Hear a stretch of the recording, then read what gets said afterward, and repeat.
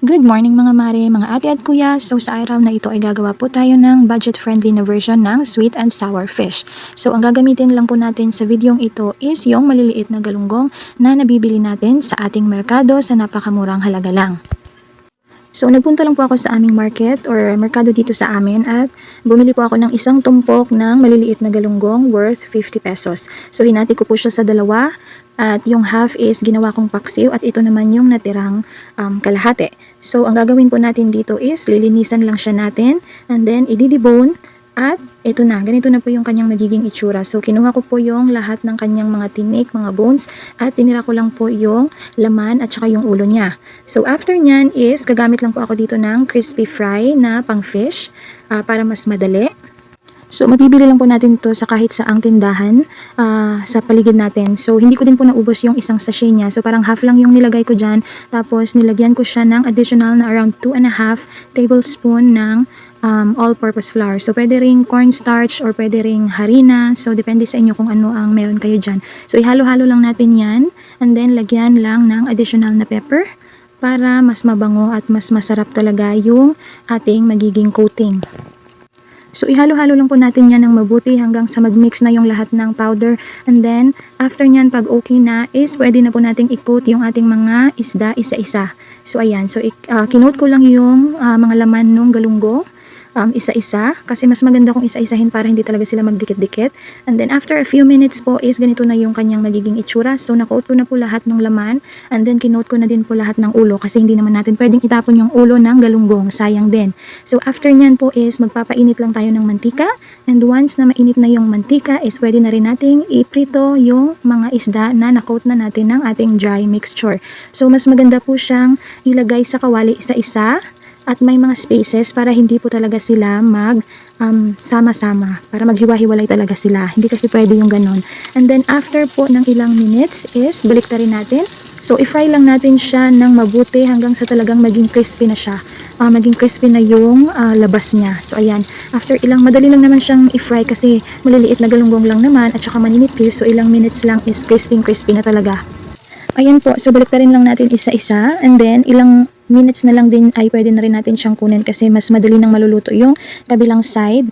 So ayan, make sure lang talaga na crispy siya kasi mas maganda siyang lagyan ng sauce pag talagang crispy na siya. Tapos of course is iprito na din natin yung mga natitira pa nating isda. So ganun din yung gagawin natin, ilagay natin siya isa-isa para hindi nga siya magdikit-dikit kasi pangit naman pag nagdikit-dikit sila. And then after a few minutes, charan, ayan, ganyan na yung magiging itsura niya pag naluto na natin lahat ng isda. So, ang next step po is gagawin na natin yung ating napakadali at napakasimpleng sweet and sour sauce. So, of course, same pan lang din yung ating gagamitin. Tirhan lang natin ng konting mantika at kapag mainit na is gigisahin na po natin yung bawang. Very basic. And then, isunod natin yung ating onion. Ayan, gisa-gisa lang, mekos-mekos lang.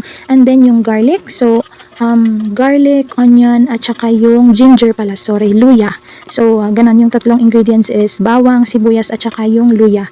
Ayan, igisa lang siya natin ng maigi at kapag nag-aroma na siya ng mabuti is lagyan natin siya ng tubig. So, naglagay lang po ako dyan ng 1 cup of water kasi konti lang naman yung fish na naluto natin. So, pwede na yung 1 cup of water. And then, lagyan po natin ng 1 kutsarang vinegar. So, i-mix-mix lang natin yan. And then, after ng vinegar is isunod na din po natin ang 1 kutsarang banana ketchup. So, ayan, 1 kutsara lang din. And then, after nyan is mekos-mekos na natin hanggang sa magsama na yung lahat ng mga liquid ingredients. So, lutuin lang po natin to sa medium heat lang din at saka hintayin natin siya na kumulo and then i-add na din po natin yung 1 kutsarang sugar.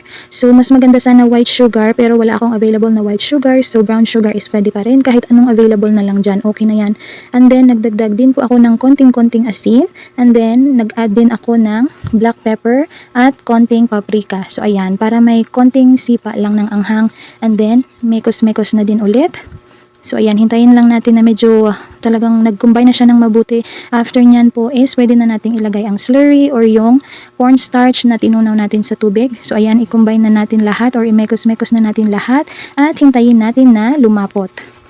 Huwag kalimutan na sa mahinang apoy lang po natin to iluluto para hindi siya agad mag-dry. Pero pwede nyo po siyang dagdagan ng water kung gusto nyo po ng mas maraming sauce. Tapos huwag nyo din pong kalimutan na tikman-tikman yung timpla ng inyong sauce. At kung ano man yung gusto nyo pang idagdag is pwede nyo siyang dagdagan. At tamang na sa akin yung lapot niya. So ayan, pwede na po natin ilagay yung ating mga pritong galunggong. Ayan, so i-mix-mix lang po natin yan hanggang sa makot po ng sauce ang lahat ng ating isda. Ayan. So sobrang bango na po niya, napakasimple lang po ng mga ingredients at napakadali lang po nitong lutuin, pero for sure talagang male-level up yung ulam natin kahit na galunggong lang. So instead na magprito-prito lang tayo at magpaksiw-paksiw ng galunggong, why not try po natin yung mga ganito kasimpleng mga lutuin para kahit pa paano ay level up din. So okay na po yan, luto na, and then ganito na po siya, ilagay mo lang sa kanyang magandang lalagyan or magandang pinggan, and then lagyan lang po natin ng spring onions for garnish. So yan lang po, napakasarap, napakasimple at napakamurang sweet and sour fish recipe. So subukan nyo na po yan, at yan na din po ang binao ng aking mister kasi talagang bongga yung kanyang lasa. So sana po is nag-enjoy kayo sa video na to, at kung gusto nyo pang makakita ng more budget friendly recipes, please like and follow my page. Thank you for watching. Bye bye.